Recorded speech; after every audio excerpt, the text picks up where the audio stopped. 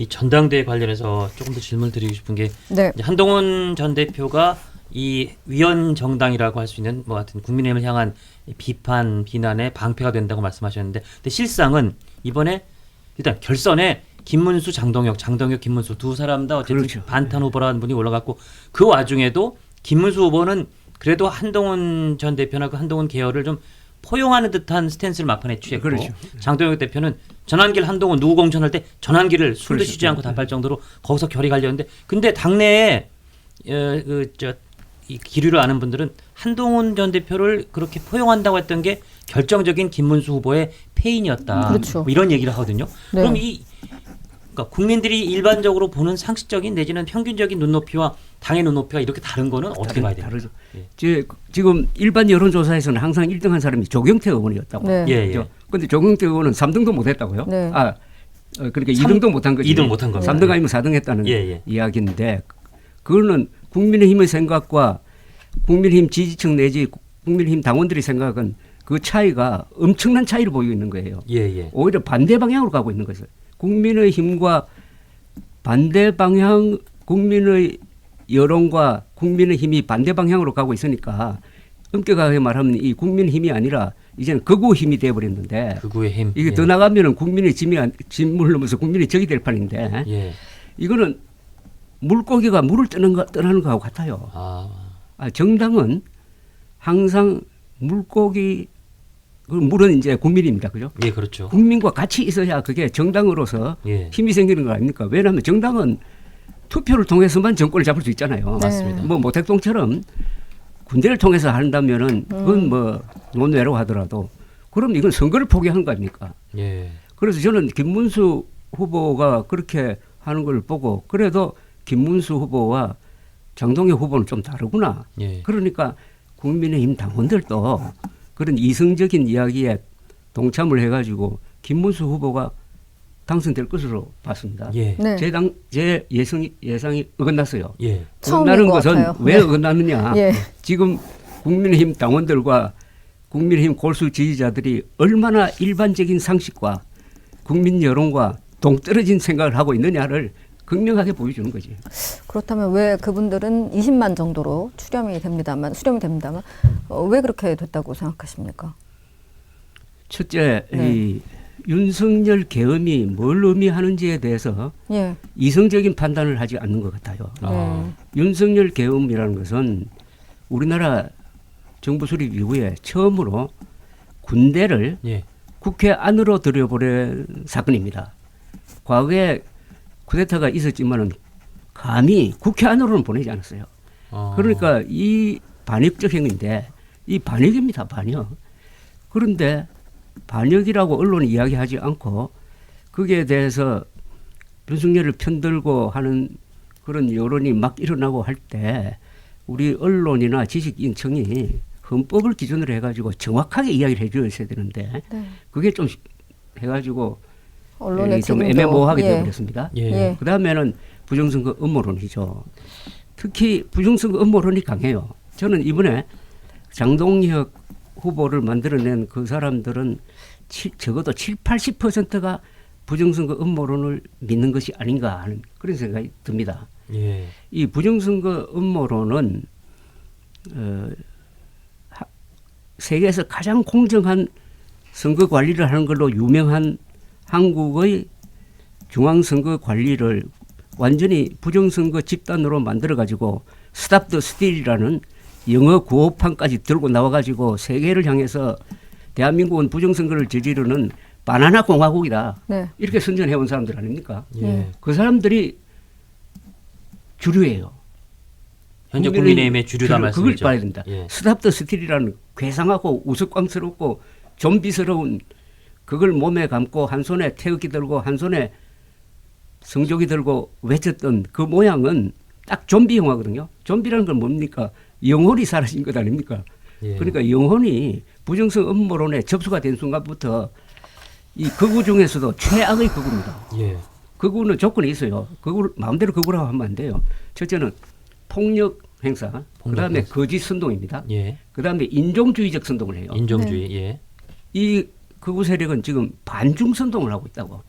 부정선거 뒤에 중국이 개입돼 있다 이렇게 보는 거 아닙니까? 네. 예. 근데 여기 또 하나 플러스 하면은 뭐라 그러나 이거 숙미 사대주의 트럼프를 또 다른 교주로 받들면서 네네. 트럼프가 언젠가는 한국에 와가지고 윤석열을 구해 줄 것이다 이렇게 믿는 사람들 아닙니까? 그래서 사실 이 한미 정상회담 직전에 한 3시간 전쯤에 맞아요. 트럼프 대통령이 SNS에 한국에서 숙청 혁명이 일어난 것 같다. 나는 그런 데서 비즈니스 할 수 없다.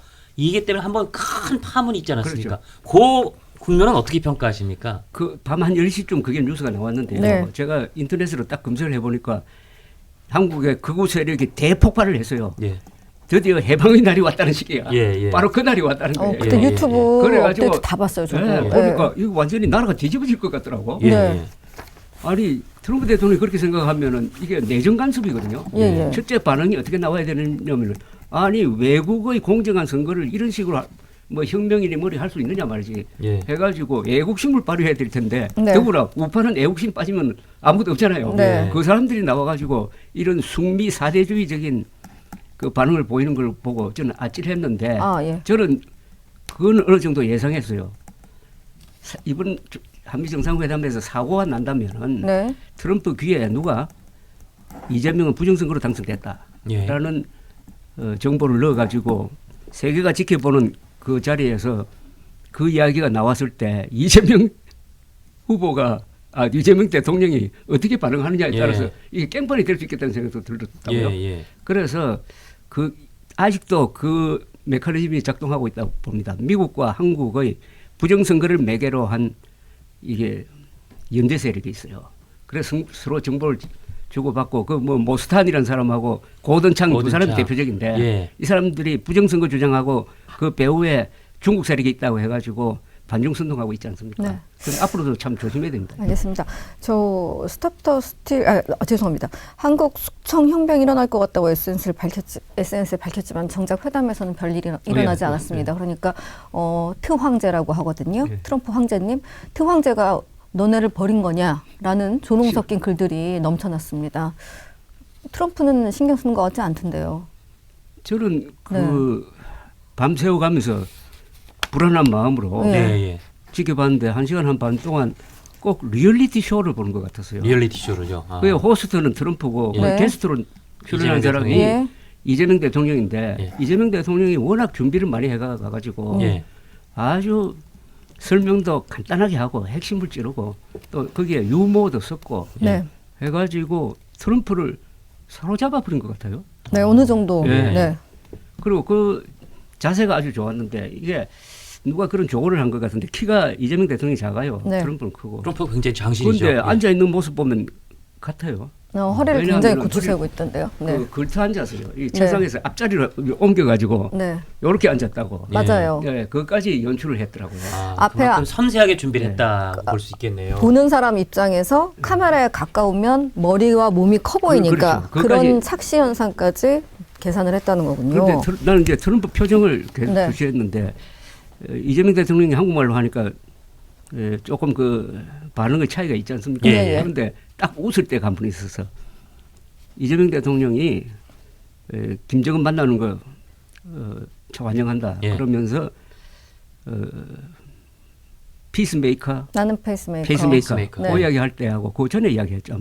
북한에 트럼프 월드를 월드. 만들어 가지고 골프. 내가 골프 치고 싶다고 하니까 그때 웃더라고요.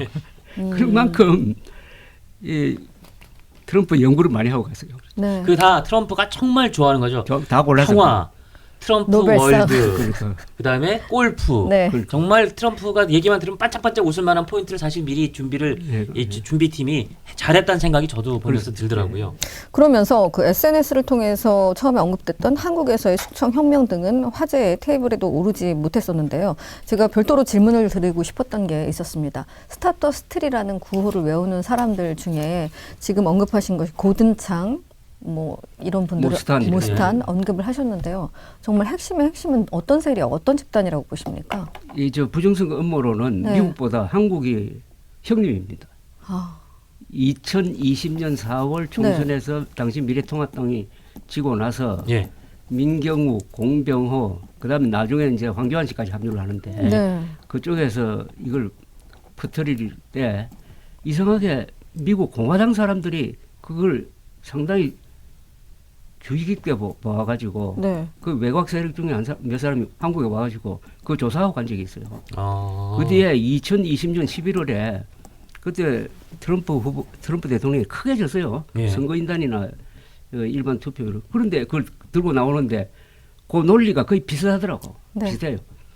그 도미니언 보팅 시스템이라는 그 회사에서 말하자면은 뭐 해킹 등등 이런 걸로 해가지고 표를 훔쳐갔는데 그 배후 세력은 중국, 쿠바, 베네수엘라 뭐 이렇게 나왔다고 이야기해요. 네. 예.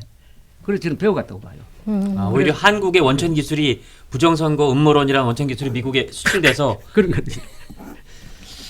어쨌든 그때도 바이든한테 졌지만 트럼프 대통령은 내가 억울하게 이 투표 승리를 도둑 맞았다. 그런 논리로 또 한 4년을 버티다가 어쨌든 다시 또 대통령 자리로 돌아오는 참 현대사에서 보기 드문 장면을 연출하긴 했습니다. 그러니까 보십시오.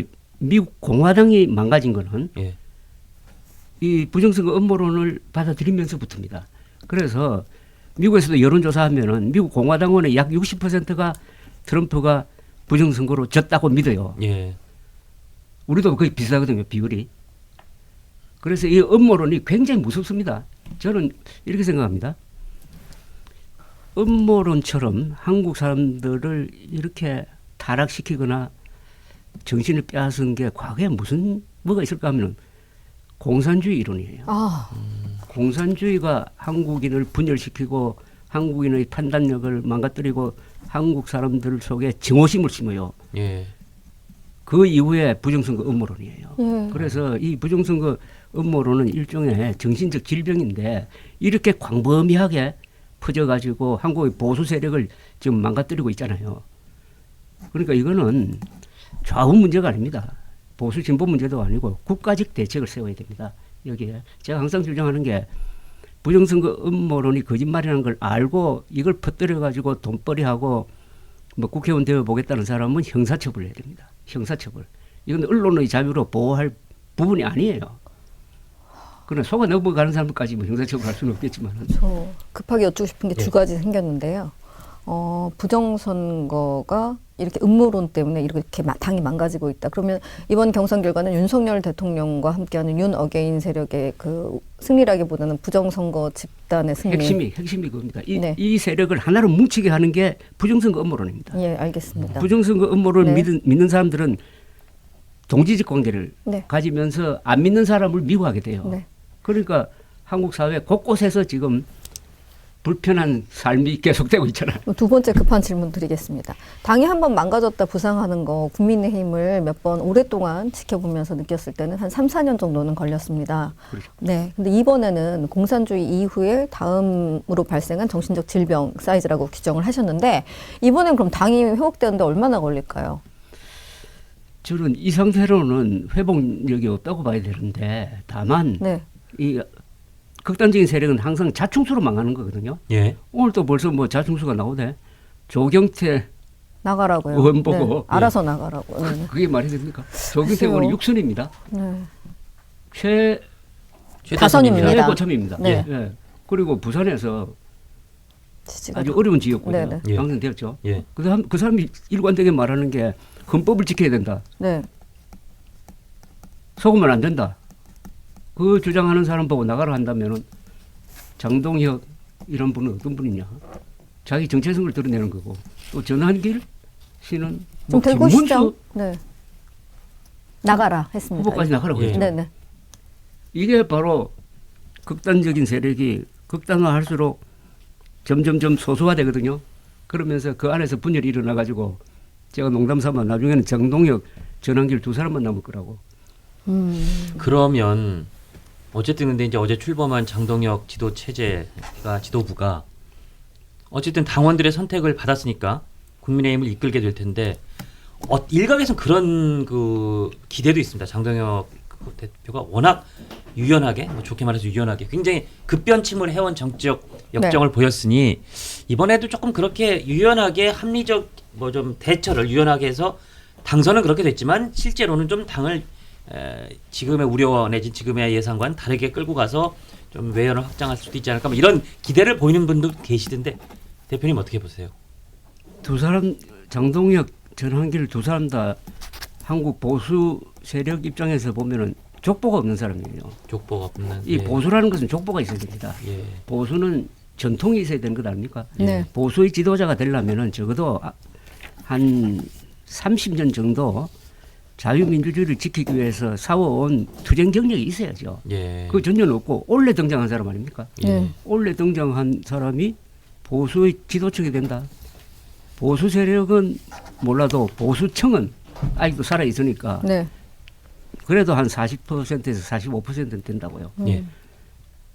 공산당과 싸우고 한국의 전 근대적인 요소와 싸우면서 오늘날의 대한민국을 만든 주류 세력 아닙니까? 예. 문명 건설의 챔피언이 한국의 보수 세력 아닙니까? 예. 그 보수 세력을 장동혁, 전한길 두 사람이 대표한다고 하면은 그분들이 무슨 자구책을 생각하지 않을까요?